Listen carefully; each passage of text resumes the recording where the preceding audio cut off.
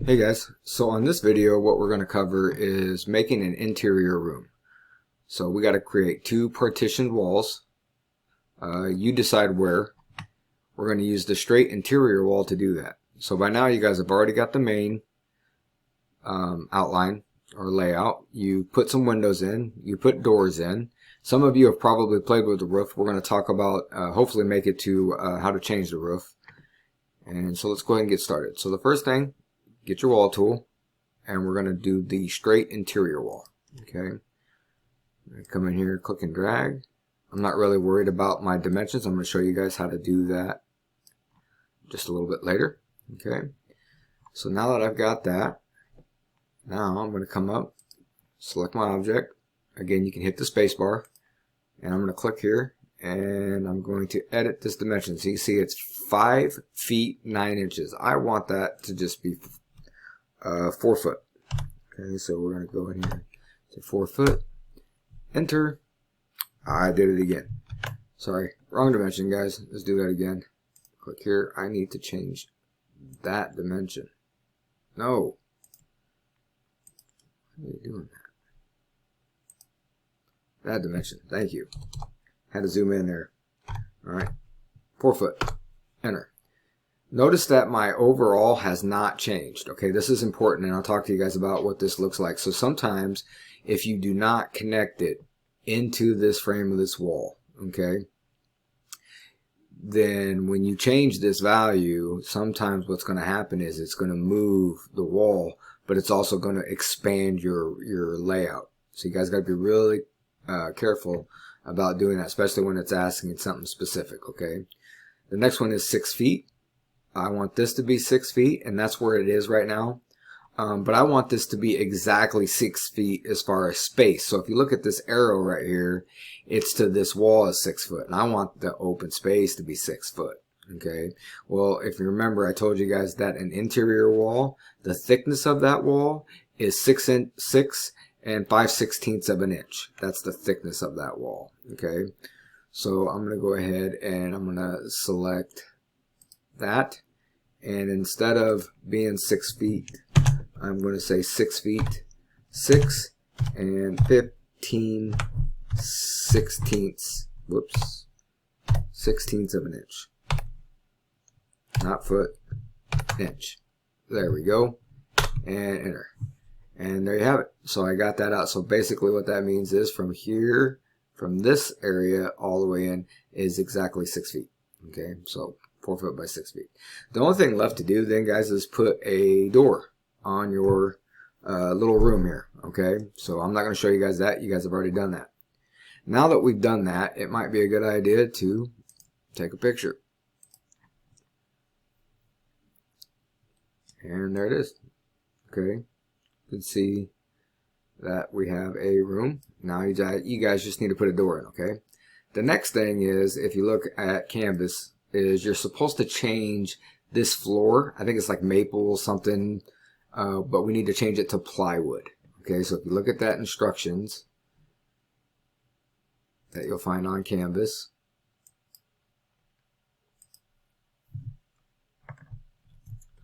and it's asking me to approve my code.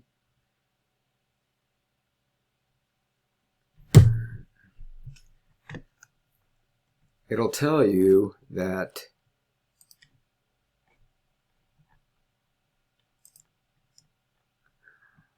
sorry about that. Alright, here we go. So it tells you here, right here, guys, the flooring is plywood. Okay, so this is where we find all the information we need to complete this. Okay, so we're going to go back, and then what we're going to do, I'm going to go to the floor plan. I like working on the floor plan. We need our selection tool.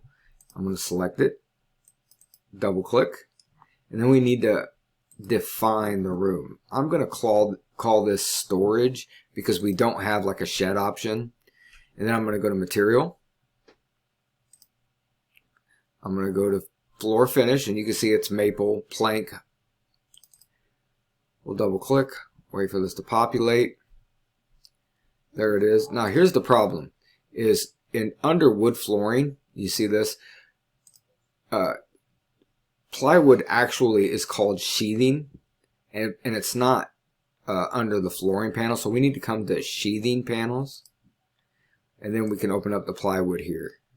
Okay, just click OK, click OK again, and now you see that we have an updated defined room called storage. If I go to my camera, you can see that I now have plywood. Okay, so still need to change this one over here, right? Okay, so let's go ahead and go to your plan view, double click,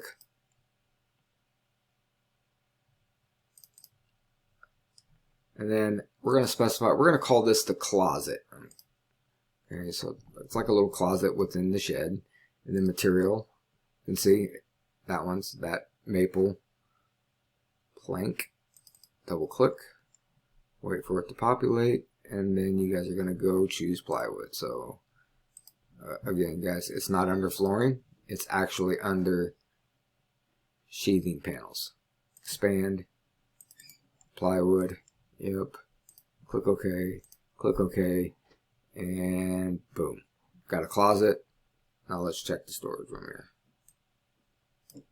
Okay, boom, there that is.